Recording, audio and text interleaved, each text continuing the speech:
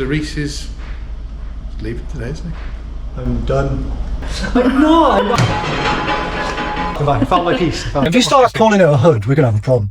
Oh, that's going to be lovely, isn't it? Yeah. They could have gone back in. I'm right. What's that anorak about the below? See, I don't know that. What? Best. I'll get to them one day.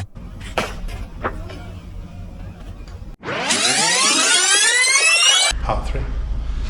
And the final welding compilation for all you guys out there, guys and girls. So Rhys is leaving today, isn't he? I'm done.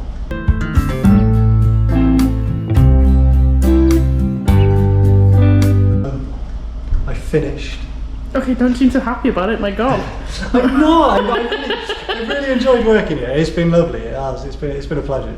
But I'm sure there'll be other little welding jobs, so I'm sure it won't be the last you see of Rhys doing his lovely work. I'm blocking after this.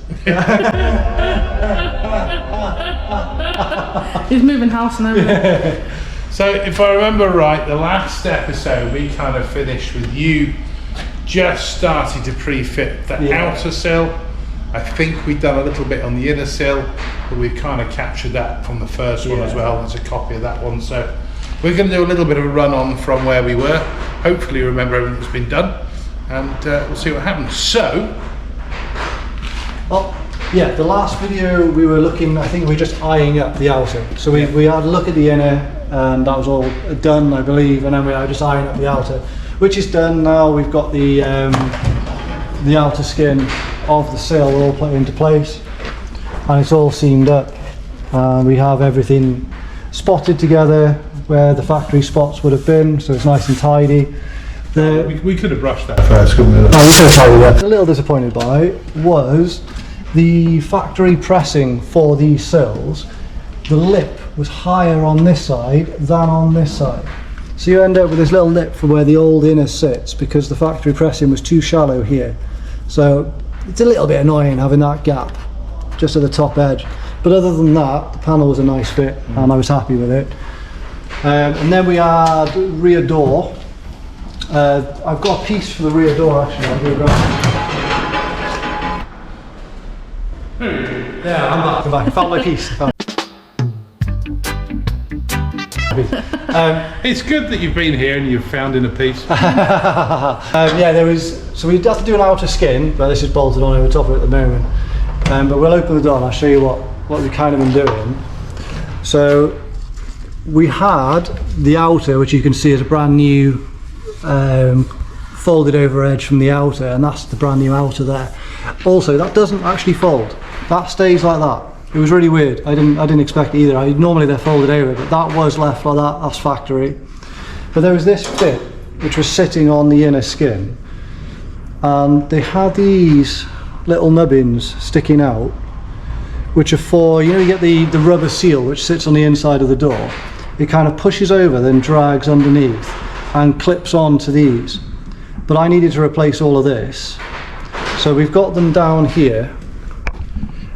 So it was this piece here, and then we've made the new one, and those were a little bit annoying. What I actually ended up doing was drilling some holes in the new piece, popping through a small nail, welding from the backside and then flushing it off, and then using the nail heads, which we got virtually the same size as these. So now we're able to put the rubbers on how it should have been as well. So that was a bit of the inner door fabrication for that bit. There was a little bit more on the underside, and then an outer skin. So other than that, that door is now tidy and solid. The top side of it was really good. Everything else was really good. It was just, because of course this was the original door, the fit was going to be the same, so we never had to worry about the fit on this one, did we? Yeah, and then obviously when you end up closing it, everything lines up tidy because it fitted on to where it did originally. Yeah. It was only the other side because there were different doors, so we had to manipulate the hinges. So yeah, we got that bit done. The wing at the front was next. Yeah, this was actually. I shall get a piece for you. Grab me my little, what was it, demo model. Yeah, this one was quite an interesting one. I did actually enjoy doing this one because it was nice to have the panels that fitted. Here's what we had earlier. But yeah, so we found a GSI wing for the other side, which then, because they were only GSIs anyway, and Lotus made the cuts and converted it just by putting a cut through it into the Lotus. All we needed was a GSI wing. We got one for the other side, made the cuts, drilled the holes, jobs are good. But they're so rare, even GSI parts. And I searched, before I ended up doing this, I was searching myself as well at home looking for GSI wings, and you cannot find them. No. I think I found one more for the driver's side, but passenger side, not found any. So it was a nightmare. But you had this, which you'd bought in preparation, which was a Senator wing. Correct. And it is exactly the same, barring the nose. The bit that goes around the indicator on the front end. And the Senator didn't have the indicator hole for the side indicator as well. Yeah. But along the top edge... That was very American, wasn't it? Side repeater. The side repeater, yeah, but that's the problem with reels, isn't it? If you start calling it a hood, we're going to have a problem. Yeah. Bonnet. Rotus. Yeah. But yeah, so that wasn't an issue. We just drilled the hole, we were able to get that in fine. But it all bolted up exactly where it should along the chassis. So the only difference between the Senator and the GSI is the front. So the old wing was completely rotten down the bottom and completely rotten around the arch where the kit was bolted on. So I opted to scrap the old wing but cut the nose off the old wing. So that's actually the nose off the old Lotus converted GSI, and this is the nose from the Senator. So I cut it about here, and then I bolted the new one from the old wing onto this side, and then the new wing onto this side. And I probably spent more time measuring than I did welding, but trying to get the two pieces to line up. And then I just seamed it down the middle there, planished it out, and then it's pretty good. It might want to skim a filler, but it's okay, it's pretty good. And then we've now got an original GSI wing, which then I could cut and turn into the Lotus one. But yeah, that was actually quite a fun job. I quite enjoyed that because the panels were nice and they meted up quite well. Well, just to add that in case anywhere they're looking at this is going to go, the gap's a bit bigger on top there. That's only because it doesn't have proper pins in at the moment. Yeah, that door's sagging a little bit. So yeah, by the time, as you can see, there's a bit of, because he's just got some temporary bolts in, not the proper things. So don't pick us up on that one, it'll be perfect. done. Thanks for that, Chris. I don't want to be picking up on work. I'm doing my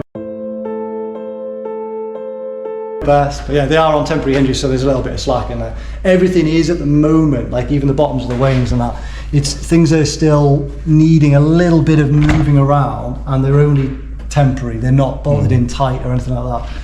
Same with the bottoms of these.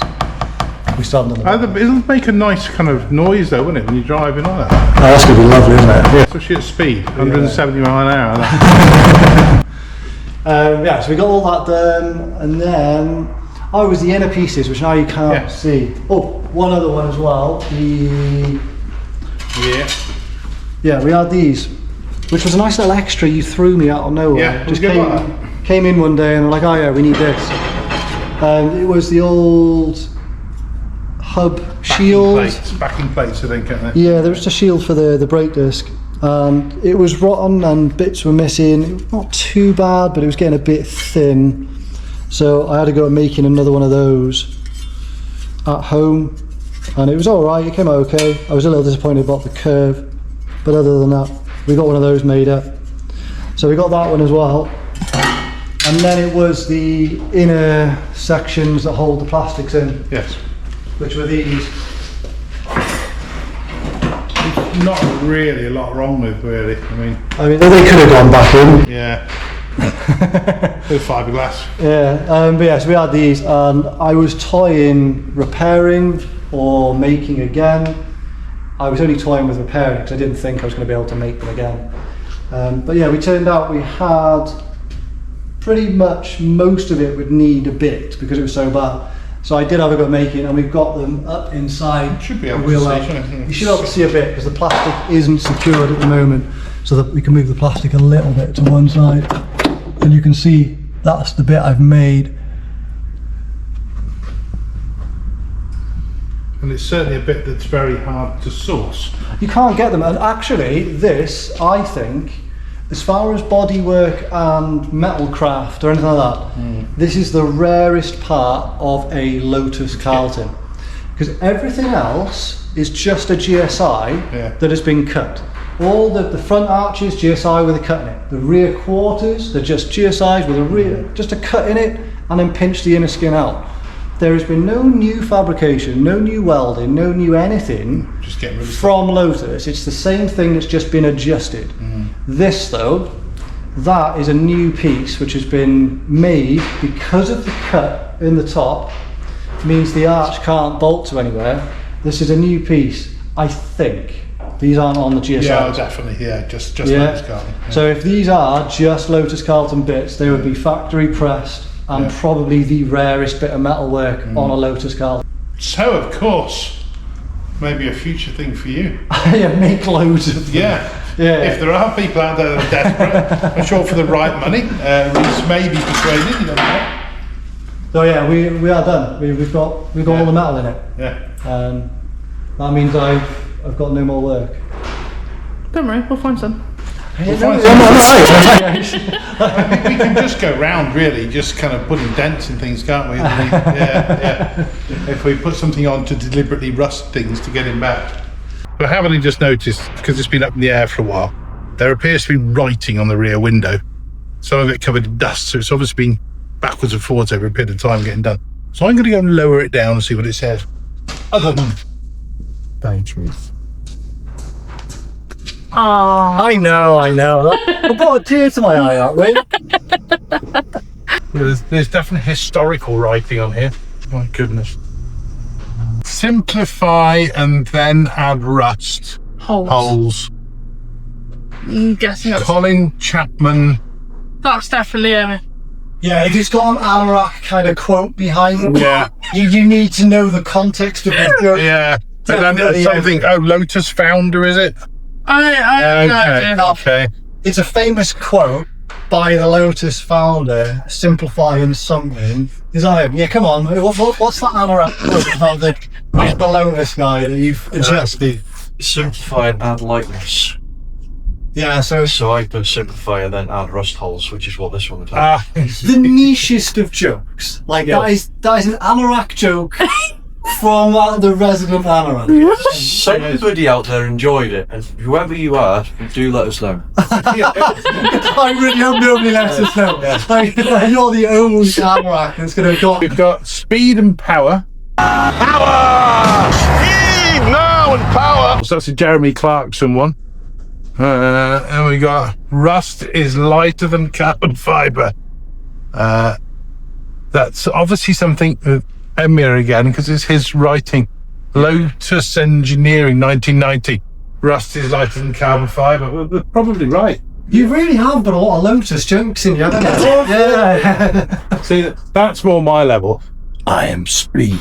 We go. Focus. Speed. I am speed. 1 winner. 42 losers. I eat losers for breakfast. Lightning McQueen. See, But I don't know that. That's the best. I don't do cartoons. No! Not a chance, I'm not having it. You've got free time now. I want you to watch every single one. Oh, I can't do it. I can't do cartoons. That is the best driving movie ever. Yeah, come on, that started like every single person's addiction to cars my age. It's also a joke that somebody might actually get. Yeah. Yeah, apart from your niche needed to know that. Hey, Jeremy Clarkson is a viable, speed Yeah, power. speed and Everyone power. knows that one. Yeah. No, yeah, say I it did real. not. I am not. That was not Jeremy Clarkson. Just an old Vauxhall was an in-joke with us for a long time. Because Rhys, when he first started to work on it, was a bit confused. I thought it was just. He was a bit confused as to why he was being asked to work on specifically this car, and he said it was just an old Vauxhall. So that's just a running joke. We're not putting anything on Jeremy Clarkson's name. I suppose we could add a final one. Rhys, you got to come here and sign it, Ref. 13 of the 8, 25. There you go. I left a little gap for you there for a Rhys signature. Mike, is that a signature? That is actually my signature. You should become a doctor. Yeah. Fantastic. So that's it. Yes. So obviously we'll be more updates because the next bit we've just started to put the front end back together. Yeah, we can start doing stuff now. God damn. So we've started to put the front end together. That's all been cleaned and painted. And then once the straps of the wheels are back on the front, we're going to remove all the subframe and everything, all the running gear off the back, and do the same to that, clean it, paint it, service it, and try and finish off the underneath. So that'll be the next kind of probably segment that you'll see coming up on here. The underneath of the car. So although it's had some welding done, generally we're going to clean it, paint it, sort it out, replace anything that needs replacing. And then it'll be probably engine bay, clean and paint, repaint the engine bay, and then engine back in once we've given that a bit of an overhaul and a repaint. My wife's going to do all the wiring first. There is a lot of wiring to go back in, to be fair. It is a bit of a spaghetti junction. He seems kind of happy. Well, his words were they came from somewhere, so they've got to go somewhere. So yeah, absolutely, superb. And then of course we've got a list which is nicely been compiled. Yeah, it's not long or anything. No, And it's by no means comprehensive either. no. Oi. And you get to leave all this to us. Oh yeah, my favourite bit now is not doing that. Like, not doing the wiring. Love that fact I'm not doing the wiring. Yeah, I love that fact that I'm doing the wiring either. Yeah, that's all, Matt. And of course we're not actually putting the engine back in because Sogs is going back in at some point, hopefully, to put the engine back in for it. That's done. Yeah. Oh, he's going to add something else. Oh, fantastic. Ball joints are painted. Anti-roll bars painted. Unfortunately, crossing out with that, you can't actually see, so it still looks like a massive lift. That still needs.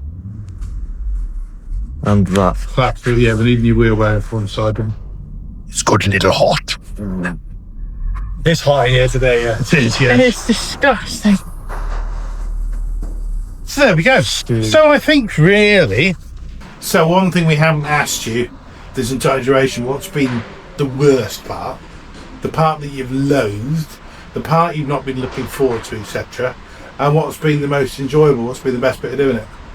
Other than finishing it. Do you know what? I don't have a worst part, really. I've had a good time. I love doing this job. Yeah. I like welding and building and making stuff. I enjoy it. I don't know if there's a worst part. The worst part is going to be what you get with any car. Cleaning under seal and seam sealer. Yeah. It's just messy, it's awful. Trying to get to the start of that clean steel, that's the worst bit. It's the worst bit for everything. Yeah. But it's not been anything particularly I've hated. I love doing it. It's been a pleasure. Well, that's good to hear. Yeah. So what's been the best part then? Meeting you guys? Yeah! There we go. Yeah. You can't ask for better than that, is it? Yeah, that genuinely, that's been my favourite likewise. part. Yeah, it's been nice to get to know you. It's been a pleasure. Now that you've become my friend, you're going to bugger off and abandon us all. How very kind. It's not a band thing. Luckily, he doesn't live far. That doesn't annoying him by turning up at his place from time to time. With lumps of rust going, fix it, please. And of course, only being 2 minutes down the road, when you're having stress with your next project, you can just come down here for a cup of tea or. Oh, I will. Coffee, yeah. Oh yeah. I'll be down here in the calf. Yeah. Oh, Yeah, definitely. excellent. There we go. Because we got drunk on it when we saw it at the old vintage rally when it was up at Hemblas, I think it was. And it was raining, so we came on board here in the evening. Yeah. Started chatting about Farrell. By the end of the evening, Alvin said, well, if you ever come around to selling it, please give us first refusal. It was about 2 years later, he needed money for a next project, or room more than the money, I think. Yeah. And did us a good deal and we bought it. So, but it provides us a nice little area to come and talk about what's happening with you next and what you're going to go on to do, really. Now you've finished here and you've got a couple of days a week spare. I've got a lot stacking up in the unit. Yeah. I've bought a lot of crap over the last Good crap. 10 years. Rusty, ropey stuff, Yeah. which, one day jobs. Yeah. I'll get to them one day. And I got a few of them knocking around. So yeah, the first one that I wanted, I'm dying to get onto. I haven't touched it in about a year. I've got a Tojeiro, which, if anyone knows the name Tojeiro and it sparks or anything chimes in with that, if you've got any info, please let me know, because it's a bit of an oddity, a bit of a rarity. But he was known for 50s Le Mans cars, and then later on the AC Ace, and after that he basically built and designed all the chassis for the AC Cobra.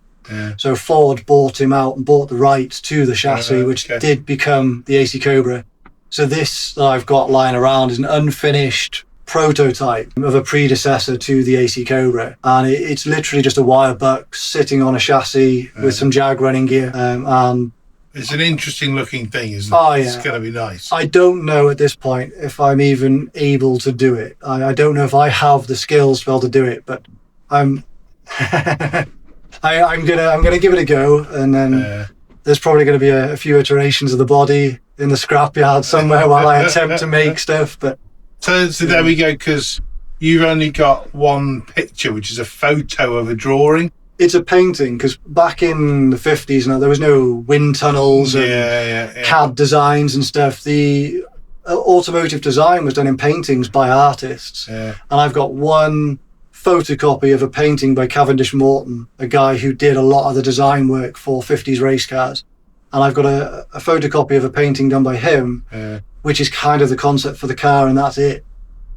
So on that note, anybody out there has any information, pictures, or knows of somebody that may, leave a bit of either a link or some information of where Rhys can maybe get some more information in the comments underneath. That would be much appreciated. All right. Even if you've got any experience with any Tojeiro or anything like that, if you've had one or got one or anything related to it, detailed pictures, even like how seams are folded, how the interior's panelled out, and even where the dash is laid out, and there's things that were stereotypical for Tojeiro's design. I've got a lot of pictures and I've done a lot of research and things, and I've been speaking to Robin himself, John Tojeiro's son, so Robin Tojeiro, and I've been getting a lot of decent information off him, but nothing's quite like having pictures of a living vehicle to try and take not just the inspiration, but it's got to stay period correct. I've got to finish it the way he would have finished it. There's got to be something out there, isn't it? There are people out there with them. There are people out there with them. Okay, that's cool. We will try, and if you're happy, maybe just do a little vid of the Tojeiro in place. Yeah, you can have a stand around it. Sitting in your booth, isn't it? It's not been touched for a year, so it's dirty, dusty. It's been used as Why has it not been touched for a year?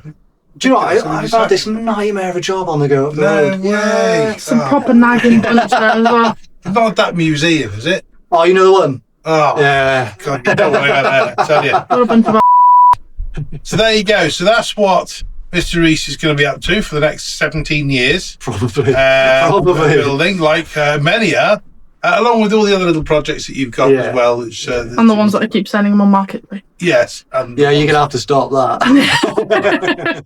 We'll see you soon. See you later. Cheers. Take me home to the place I belong, West Virginia.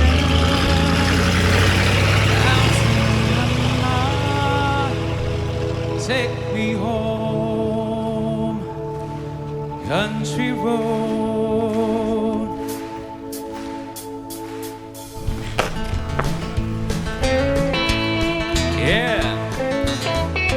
Almost heaven, West Virginia.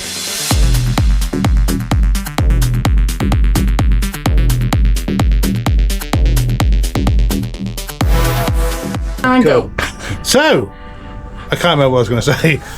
Go. So. Brilliant, Dad. Editing dream. Right, okay, yeah, good.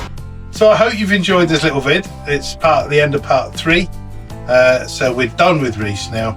He's off to go and play with Tojeiros until we find him.